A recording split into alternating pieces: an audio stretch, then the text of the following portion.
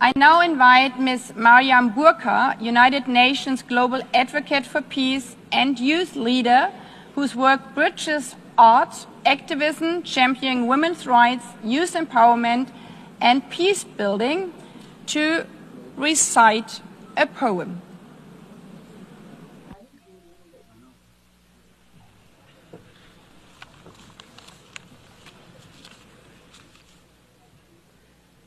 The President, Secretary General, distinguished delegates, excellencies, good morning.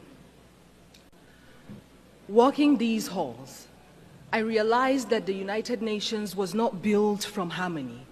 It grew out of the ashes of war and the grief watered by the collective memory of what happens when dialogue and cooperation fails.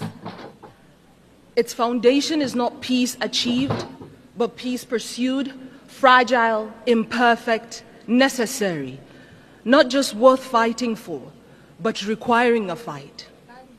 And today, 80 years on, we gather to honor what has been achieved.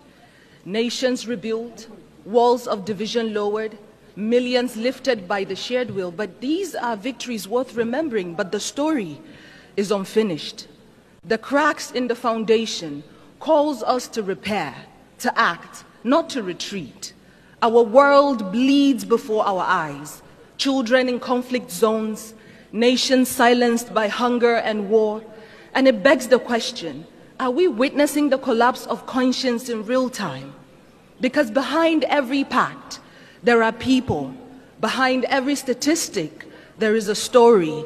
And behind every commitment that we sign, there are lives depending on whether we honor our words or not. And so this is not the time to feel powerless, because yes, hope and despair can coexist in the same breath, because healing is not linear.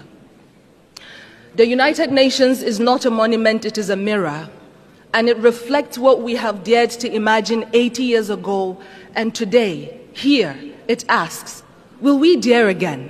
Will we dare to work better together?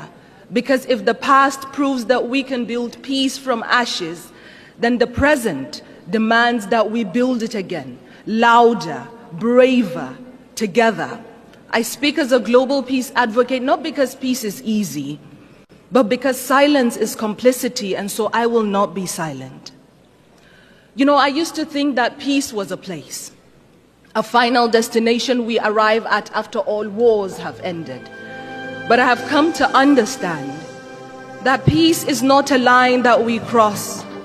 It is a choice that we make over and over and over again, especially when it is the hardest, especially when it feels far away.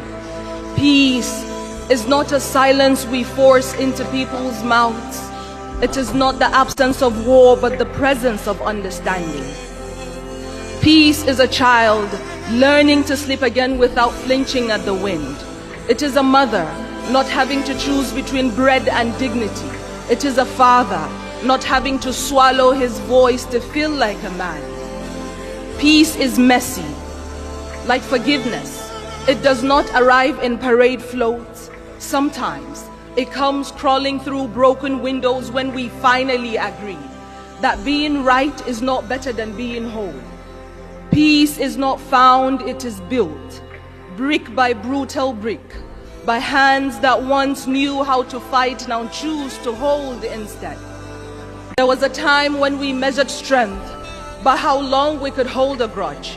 But today, let us measure strength by how long we could hold space for someone else's truth. Because there was a me and a you before there was ever an us. And if us is broken, then peace is what lets us lay down the shards without aiming at each other's throats. Peace is the poem you write after the war in your chest has finally run out of ink. It is the moment you return to your body and find yourself still standing. Peace is not easy. And so let us not forget the ones who have carried peace quietly through the fire. The women whose hands mend what war has torn, who rebuild homes from memory, raise children between checkpoints, hold their families like nation.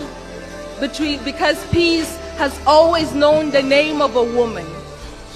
carried through the way that she chooses courage over collapse again and again.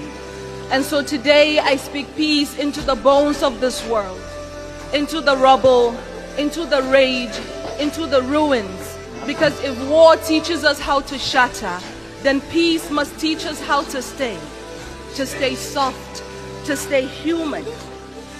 And perhaps what makes us human is not that we always succeed in peace, but that we dare again and again to seek it, refusing to let our brokenness be the end of our story. Thank you.